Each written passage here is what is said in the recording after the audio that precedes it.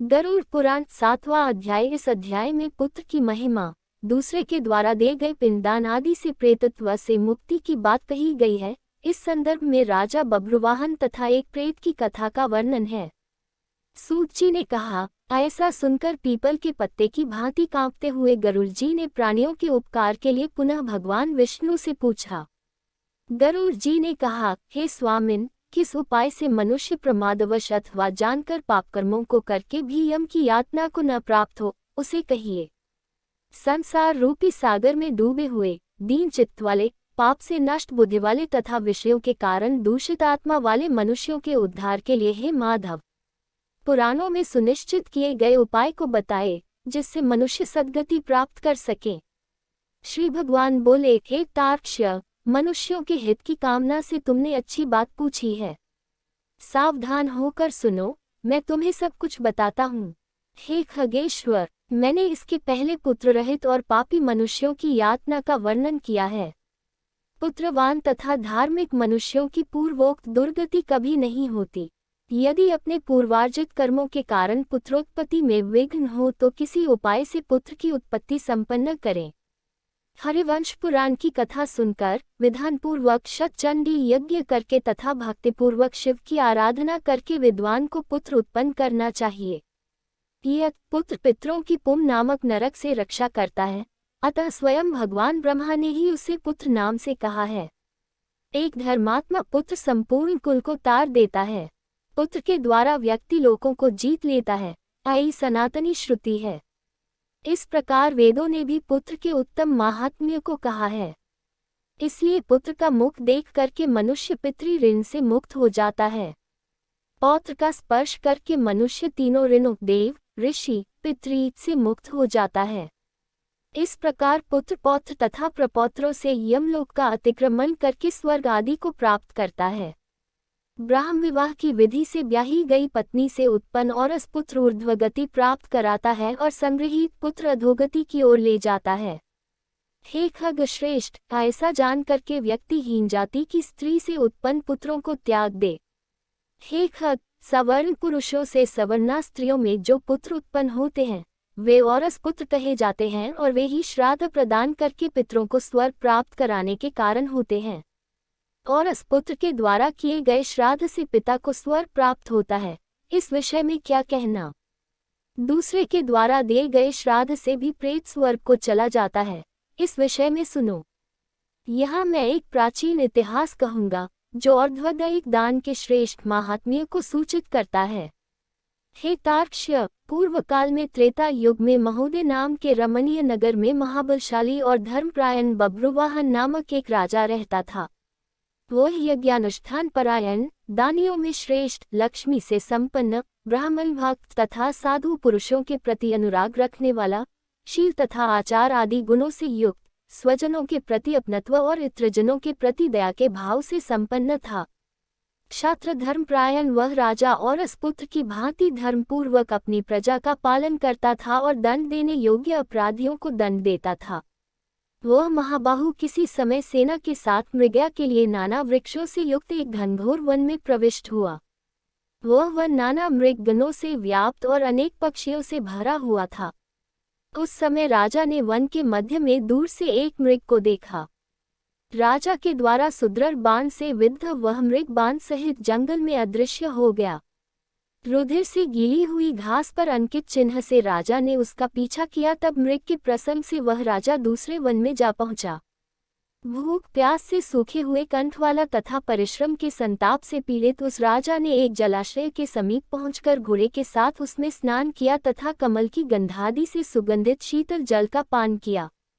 इसके बाद उस जलाशय से बाहर निकलकर श्रमरहित राजा बब्रुवाहन ने वृक्ष रूपी विशाल शाखाओं के कारण फैले हुए, मनोहर और शीतल छाया वाले तथा पक्षी समूहों से कूजित एक वट वृक्ष देखा। वह वृक्ष संपूर्ण वन की महती पताका की भांति स्थित था। उसकी जड़ के पास जाकर राजा बैठ गया। उसके बाद राजा ने भूख और प्यास से व्याकुल इंद्रियों वाले, ऊपर की ओर उठे हुए बालों वाले, अत्यंत मलिन, कुबड़े और मांस रहित एक भयावह प्रेत को देखा। उस विकृत आकृति वाले भयावह प्रेत को देखकर बब्रुवाहन विस्मित हो गया। प्रेत भी घने जंगलों में आए हुए राजा को देखकर चकित हो गया और समुत्सुक मन वाला होकर वह प्रेतराज उसके पास आया। हे तार्क्ष्य, तब उस प्रेतराज ने राजा से कहा, हे महाबाहो, आपके संबंध से मैंने प्रेत भाव का त्याग कर दिया है, अर्थात मेरा प्रेत भाव छूट गया है और मैं परम शांति को प्राप्त हो गया हूँ तथा धन्यतर हो गया हूँ। राजा ने कहा, हे कृष्णवर्ण वाले तथा भयावह रूप वाले प्रेत, किस कर्म के प्रभाव से देखने में डरावने लगने वाले और बहुत ही अमंगलकारी इस प्रेतत्व स्वरूप को तुमने प्राप्त किया है? हे तात, अपने प्रेतत्व की प्राप्ति का सारा कारण बतलाओ। तुम कौन हो और किस दान से तुम्हारा प्रेतत्व नष्ट होगा? प्रेत ने कहा, हे श्रेष्ठ राजन, मैं आरंभ से आपको सब कुछ बतलाता हूँ। प्रेतत्व का कारण सुनकर आप कृपया उसे दूर करने की दया कीजिए। वैदिश नाम का एक नगर था जो सभी प्रकार की संपत्तियों से समृद्ध, नाना जनपदों से व्याप्त, अनेक प्रकार के रत्नों से परिपूर्ण, धनिकों के भवनों तथा देव एवं राजप्रसादों से सुशोभित और अनेक प्रकार के धर्मानुष्ठानों से युक्त था। हे तात, मैं वहां रहता हुआ निरंतर देव पूजा किया करता था। आपको विदित होना चाहिए कि मैं वैश्य जाति में उत्पन्न हुआ और मेरा नाम सुदेव था। मैंने हव्य प्रदान करके देवताओं का तथा कव्य प्रदान करके पितरों का तर्पण किया। अनेक प्रकार के दानों से मैंने ब्राह्मणों को संतुष्ट किया था और अनेक बार दीन, अंधे एवं कृपण मनुष्यों को अन्न दिया था। किंतु हे राजन, मेरा यह सारा सत्कर्म मेरे दुर्दैव से निष्फल हो गया। जिस कारण मेरा सुकृत निष्फल हुआ, वह मैं आपको बताता हूँ। मुझे कोई संतान नहीं है, मेरा कोई सुहृद नहीं है, कोई बांधव नहीं है और न ऐसा कोई मित्र ही है जो मेरी और्ध्वदयी क्रिया करता। मृत्यु के अनंतर जिस व्यक्ति के उद्देश्य से षोडश मासिक श्राद्ध नहीं दिए जाते, सैकड़ों श्राद्ध करने पर भी उसका प्रेतत्व सुस्थिर ही रहता है, अर्थात दूर नहीं होता। हे महाराज, आप मेरा और्ध्वदयी कृत्य करके मेरा उद्धार कीजिए, क्योंकि इस लोक में राजा सभी वर्णों का बंधु कहा जाता है। इसलिए हे राजेंद्र, आप मेरा उद्धार कीजिए, मैं आपको मणिरत्न देता हूँ। हे वीर, यदि आप मेरा हित चाहते हैं तो जैसे मेरी सद्गति हो सके और मेरी प्रेत योनि से जैसे मुक्ति हो सके, वैसा आप करें। भूख प्यास आदि दुखों के कारण यह प्रेत योनि मेरे लिए दुस्सह हो गई है। इस वन में सुंदर स्वाद वाले शीतल जल और फल विद्यमान है, फिर भी मैं भूख तथा प्यास से पीड़ित हूँ। मुझे जल व फल की प्राप्ति नहीं हो पाती। हे राजन, यदि मेरे उद्देश्य से यथाविधि नारायण बलि की जाए, उसके बाद वेद मंत्रों के द्वारा मेरी सभी और्ध्वदयी क्रिया संपन्न की जाए तो निश्चित ही मेरा प्रेतत्व नष्ट हो जाएगा, इसमें कोई संशय नहीं है।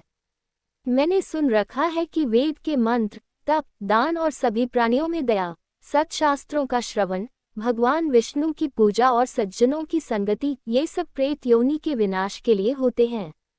इसलिए मैं आपसे प्रेतत्व को नष्ट करने वाली विष्णु पूजा को कहूँगा। हे राजन, न्यायोपार्जित 2 सुवर्ण 32 माशा भार का सोना लेकर उससे नारायण की एक प्रतिमा बनवाए, जिसे विविध पवित्र जलों से स्नान कराकर 2 पीले वस्त्रों से वेष्टित करके सभी अलंकारों से विभूषित कर अधिवासित करें, तदनंतर उसका पूजन करें। उस प्रतिमा के पूर्व भाग में श्रीधर, दक्षिण में मधुसूदन, पश्चिम में वामन और उत्तर में गदाधर, मध्य में पितामह ब्रह्मा तथा महादेव शिव की स्थापना करके गंध पुष्पादि द्रव्यों के द्वारा विधि विधान से पृथक पृथक पूजन करें। उसके बाद प्रदक्षिणा करके अग्नि में हवन करके देवताओं को तृप्त करके घृत, दधि तथा दूध से विश्वेदेवों को तृप्त करें। तदनंतर सामूहिक चित्त वाला यजमान स्नान करके नारायण के आगे विनीतात्मा होकर विधिपूर्वक मन में संकल्पित और्ध्वदयी क्रिया का आरंभ करें। इसके बाद क्रोध तथा लोभ से रहित होकर शास्त्र विधि से सभी श्राद्धों को करे तथा वृषोत्सर्ग करे। तदनंतर ब्राह्मणों को 13 पद दान करे, फिर शय्या दान देकर प्रेत के लिए घट का दान करे। राजा ने कहा, हे प्रेत, किस विधान से प्रेत घट का निर्माण करना चाहिए और किस विधान से उसका दान करना चाहिए? सभी प्राणियों के ऊपर अनुकंपा करने के हेतु से प्रेतों को मुक्ति दिलाने वाले प्रेत घट दान के विषय में बताए।